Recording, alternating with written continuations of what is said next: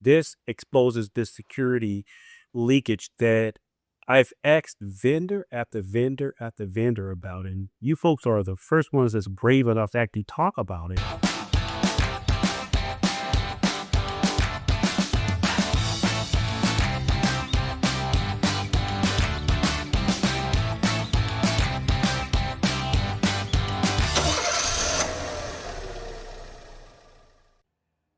All right.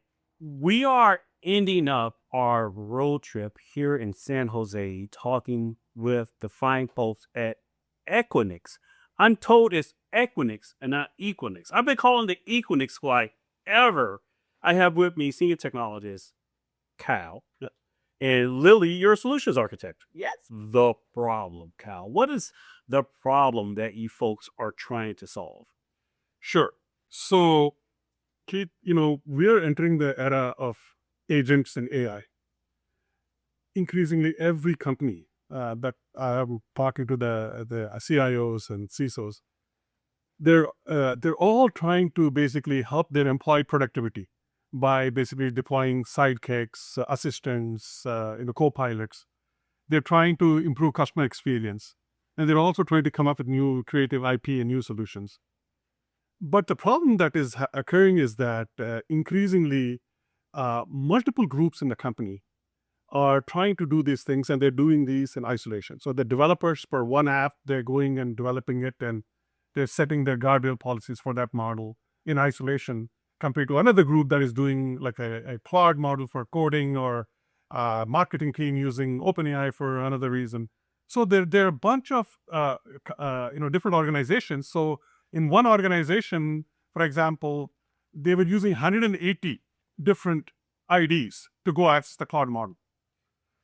So that's like, I would call it like a major challenge, because now they need to make sure that there is no data leakage, that basically the cost wise, also the cache, if you use a common cache, a lot of the queries across all these groups, you don't need to go and go to the model and pay again.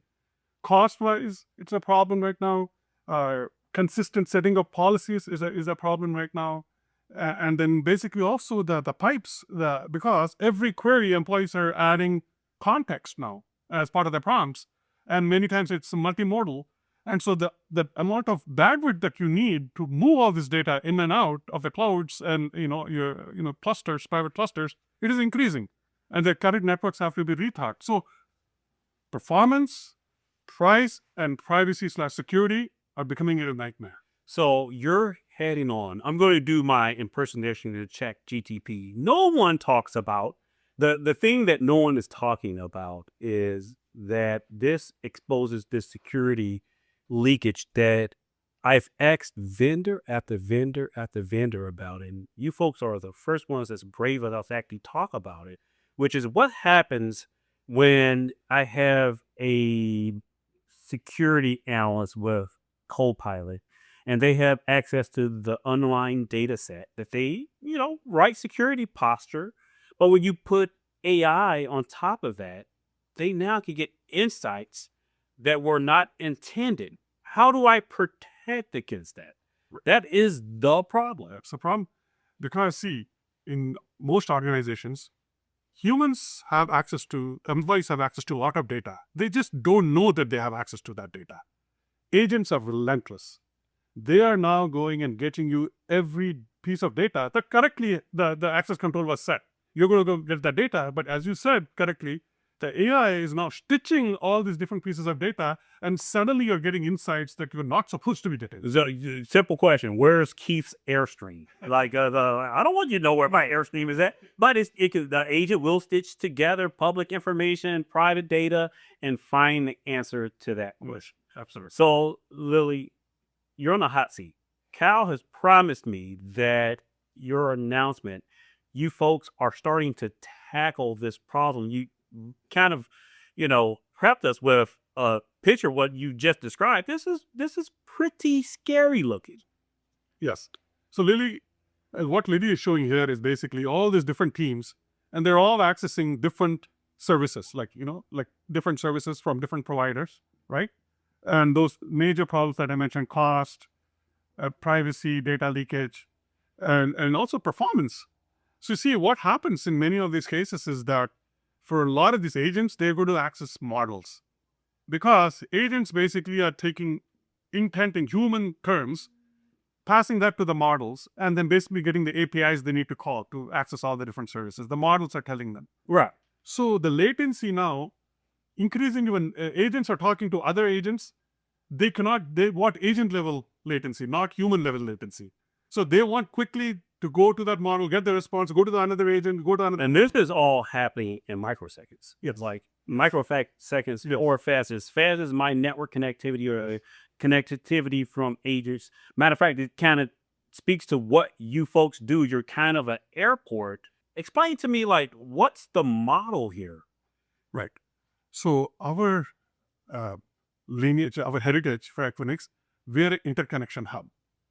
So just like in an airport, you have United Airlines, American Airlines, Delta, and passengers are going between them or between, different airlines or same airlines, different planes.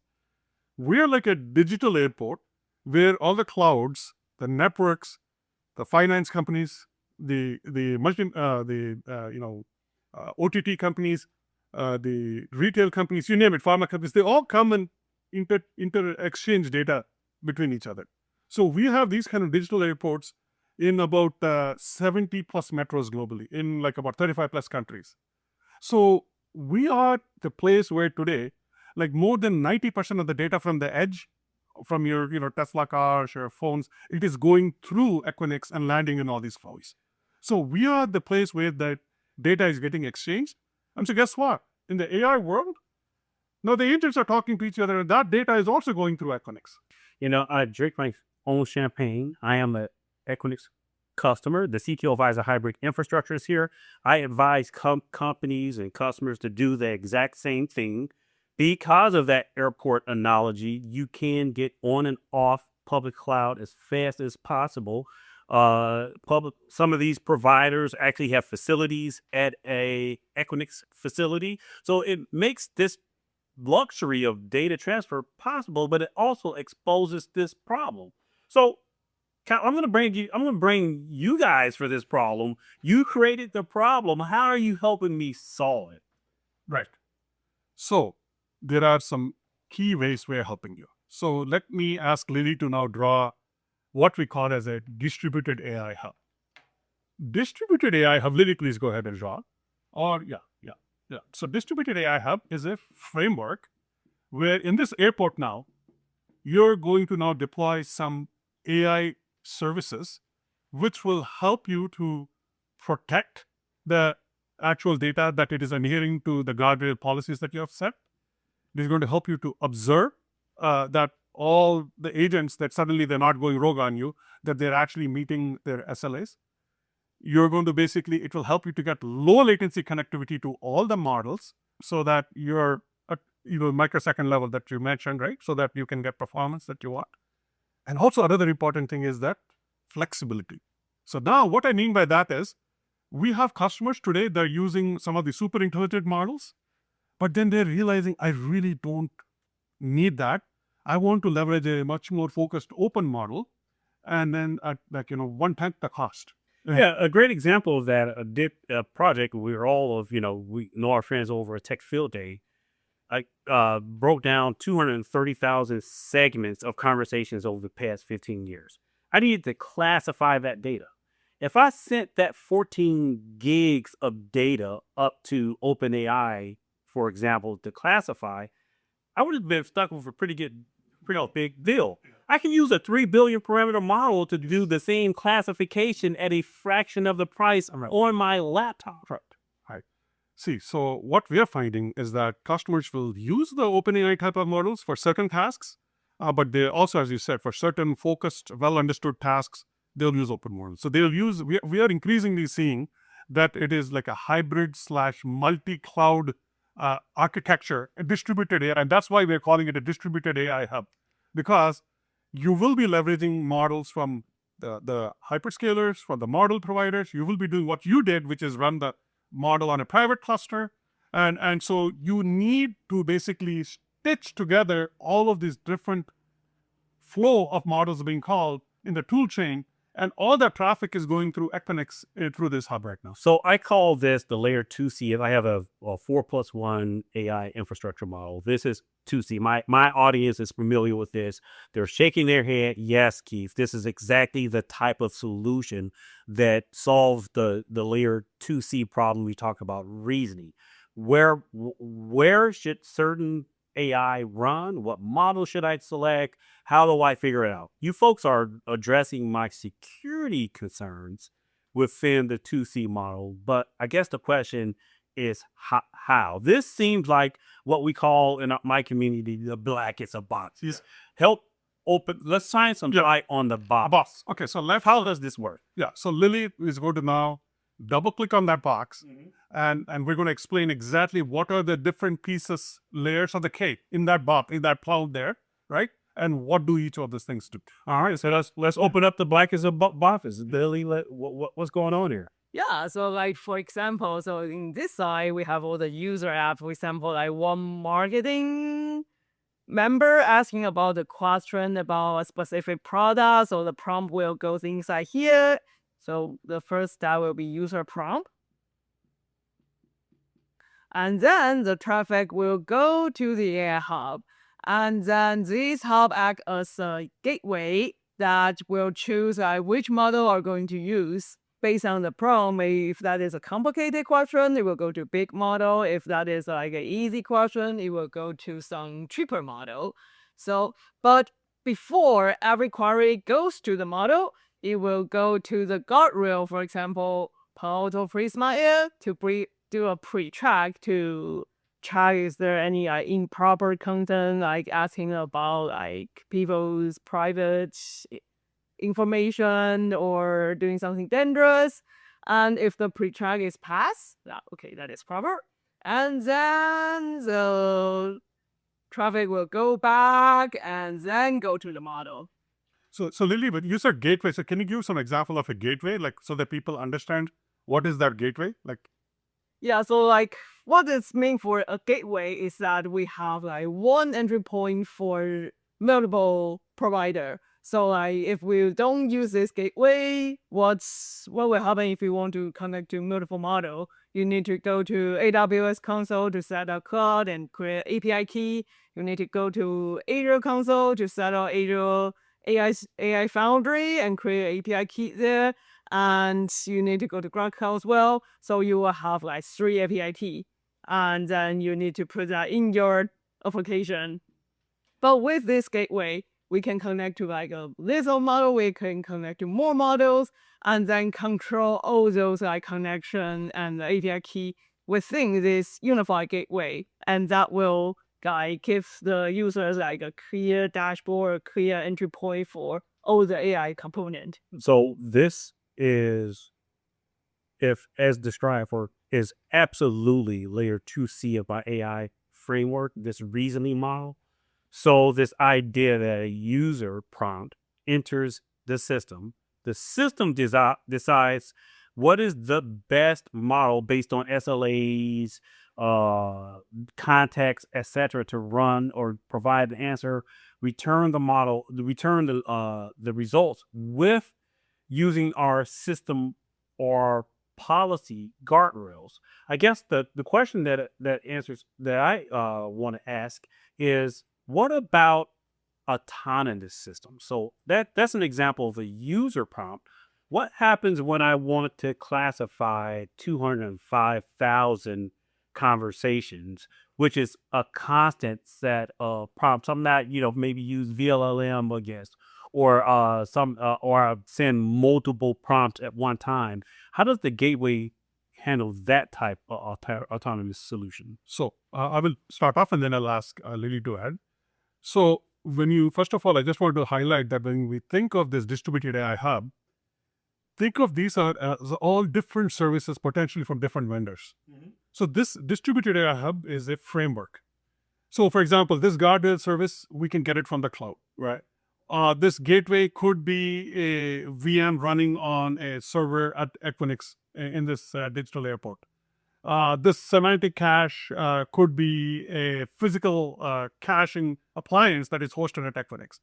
So each of these components can come from different vendors, and they can be either consumed through as physical appliance that is hosted as a colo at Equinix, or as a virtual VNF on a network edge platform that Equinix provides, or as a cloud service that our fabric, intelligent fabric, can help you connect to that. So basically, each of these things, the distributed AI hub, multiple people and services from multiple vendors are working together to solve that. And this distributed hub, is that a single API call? Like what am I engaging? So with my marketing app on the left-hand side, what am I calling? Yep. And I'm calling distributed. So I would like Lily to explain that. Okay, so that's step of like way back to the configuration. So when you are building this app, when you are doing the configuration, that in the past you need to, like I mentioned, you need to get the API key. But if you use the distributed AI hub, you need to get one key from this distributed AI hub. And so like one key here. And this key allow you to use multiple model, even tool, even guardrail. And what this key can use depend on the policy. Yeah, so we can customize this. So if this key, for example, marketing team need to use some internet search service, so we can enable internet for this key, but not for other. And for the maybe like there's a key for financial thing, and we can apply the guardrail with those finance compliance on that key. So key becomes my security object. I can apply my guardrails against specific keys, similar to how I will work in the cloud. Like when I go to Google Cloud today, I can get a key and assign it rights and capability. Same concept. Yeah, but the benefit of using this like gateway is that you can have like the single place you only need to apply your policy once, and you can do like across multiple. So all of this so if I wanted, so Claude, Gemini, really doesn't matter. If I set the policy for the key for each platform within my distributed hub, and then that key inherits that right for that application. Yeah, and you can also set policy for some like other base, like you can detect some keyword in your prompt and apply policy, or you can apply policy on the employee ID. Like you can customize the policy here, like before go to the model, and you can also do the policy or model routing. So for example, you want like one team only use like one model here, and maybe the team from the United States using the model in. So I get this. So if I have distributed cloud or some sovereign cloud capability I want to implement, this is a control point for that. Yeah, it's like a unified control plan for all your AI components. And what we see a lot here is actually for the NCP tool, because like different teams want to have the access for different tool. So what we can do here is like for different team, for different app, we can open the accessibility for different NCP tool here. All right, guys, this is a bit overwhelming. And I think it is absolutely where I'm seeing a lot of AI projects stall. I actually see end users within companies say, hold up, IT, I need to figure out the data problem. And this absolutely, I think, puts language to that problem and a opinionated framework for solving that problem. If people wanted to engage Equinix on this, let's say that they're not even hosting, they're not an Equinix customer, they don't have any equipment, but they want to have distributed AI. How do they reach out to you folks? Yeah, so in the distributed AI hub announcements, we have an email ID and a link. They can go to that, click on that. And then basically what we will do is we'll first engage with them and give a briefing with that customer about what are the key reasons why you want to do this in a distributed AI hub at Equinix. What is the cost benefit? What is the ease of policy, a consistent policy management benefit?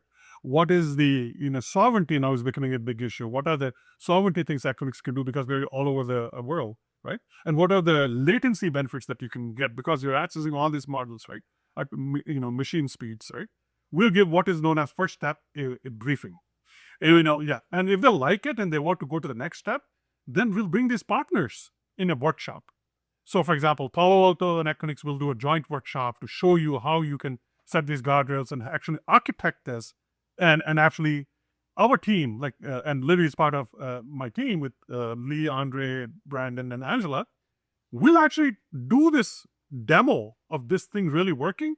And if you're interested, we can actually do a POC, joint POC with our partner, so that you can actually test it out. And then when everything is good, then depending on which deployment model you want to use, if you want to use like a VNF, you can just click, click, click, and deploy it.